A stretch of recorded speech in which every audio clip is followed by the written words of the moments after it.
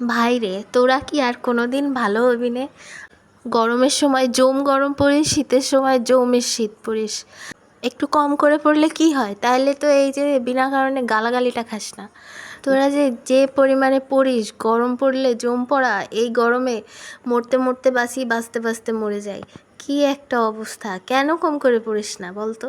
এত গরমে আপনারা কে কেমন করে টিকে আছেন বলেন তো? রান্নার সময় তো আর টেকা যায় না, ঘরে বসে যে যা একটু ফ্যানের তলায় বসে আরাম করা যায়, কিন্তু রান্নার সময় তো মনে হয় এই মরে গেলাম, মরতে মরতে বেঁচে আছি কোনো রকম। তাই যে সকালে উঠে পড়ছিলাম, সকালে উঠেই প্রথমে আলু কেটে নিয়েছি ভাজি করার জন্য, ওটা প্রথমে বসিয়ে দিয়েছিলাম। আর এই যে একটু কাঁচা আটার রুটি বানাবো আজকে, যেহেতু আব্বু আছে। আব্বু আবার বেশি নরম রুটি খেতে পছন্দ করে না, সেই জন্য একটু একদম কাঁচা পানি দিইনি, তাহলে তো শক্ত ইট হয়ে যাবে রুটি। একটু উষ্ণ গরম পানি দিছিলাম আর কি। তো রুটি আলু ভাজি সব করে নিচ্ছিলাম, আর প্রথমটা এই যে পুড়ে গেছে তাড়াহুড়ো করতে যেয়ে রুটিটা। তারপরে আমি একটু মাতব্বাড়ি করছিলাম, বুঝলেন। তারপরে এই যে আলুটাও লেগে যাচ্ছিলো, নাড়াচাড়া করছিলাম। আর এবার একটু মাতব্বাড়ি করছিলাম। মনে করলাম যে ইন্ডিয়ানরা তো দেখি এরকম করে খুবই রুটি ফোলায়, আমি একটু দেখি, আমি করতে যেয়ে দেখি ও আল্লাহ, এই দ্বিতীয় রুটিটাও তো পুড়ে গেল। আর এদিকে বাজার করে নিয়ে আসার কথা সকাল 9টার দিকে, আর আনছে সকাল 11টার দিকে।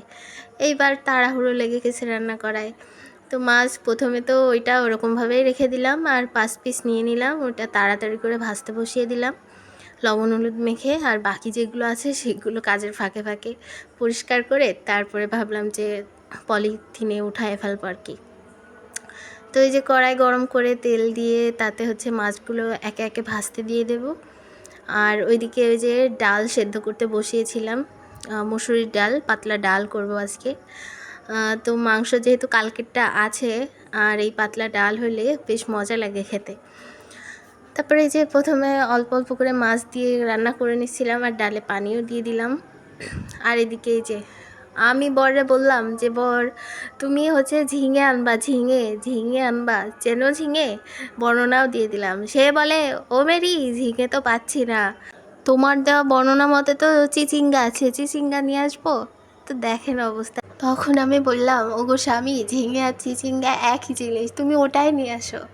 আর এই যে ঝিঙে কেটে নিলাম, তারপরে পেঁয়াজ আর কাঁচামরিচটা আগেই একটু হচ্ছে হামানদিস্তাতে থেতো করে রাখছিলাম। তারপরে ধনিয়া গুঁড়া, হলুদ গুঁড়া দিয়েছি, আর জিরে বাটা দিয়েছি, দিয়ে অল্প একটু পানি দিয়ে একটু নাড়াচাড়া করে ঝিঙেটা দিয়ে দিয়েছি।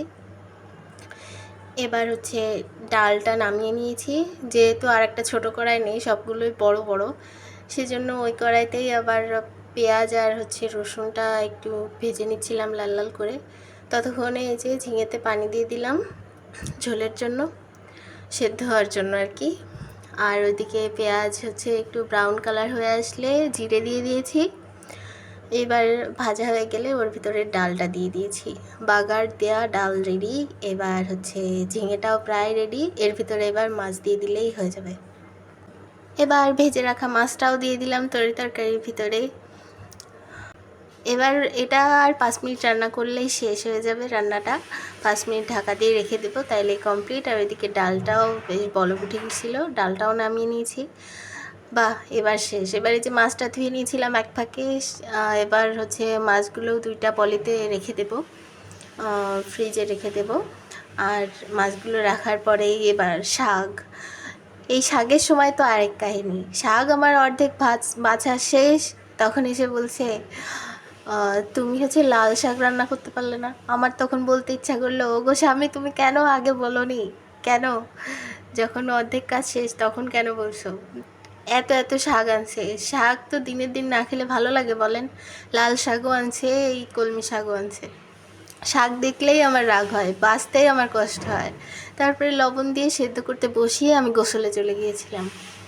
এবার গোসল থেকে এসে শাকটা দেখি সেদ্ধ হয়ে গেছে, এবার একটু পানি শুকিয়ে নিয়ে এবার এই যে পেঁয়াজ আর রসুন প্রথমে বাগার দিয়ে তারপরে হচ্ছে জিরা দিয়ে ভাজা ভাজা হয়ে আসলে শাকটাও দিয়ে দেবো। আমার রান্না একদম কমপ্লিট হয়ে গেছে। আরে না রে ভাই, কমপ্লিট হয়নি এখনও, আর একটা মাংস গরম করতে হবে। এবার কড়াইটা ধুয়ে নিয়ে চলে আসছি, ধুয়ে নিয়ে এসে এবার ফ্রিজ থেকে মাংসটা বের করলাম। এবার গুতাগুতি করছি, তা মাংসটা মানে বাটি থেকে ছাড়ছেই না। এবার আবার যাই হোক, আজকের ভিডিও এই পর্যন্তই। যারা এই 5 মিনিট নষ্ট করলেন তাদেরকে অনেক অনেক ধন্যবাদ। আল্লাহ হাফিজ।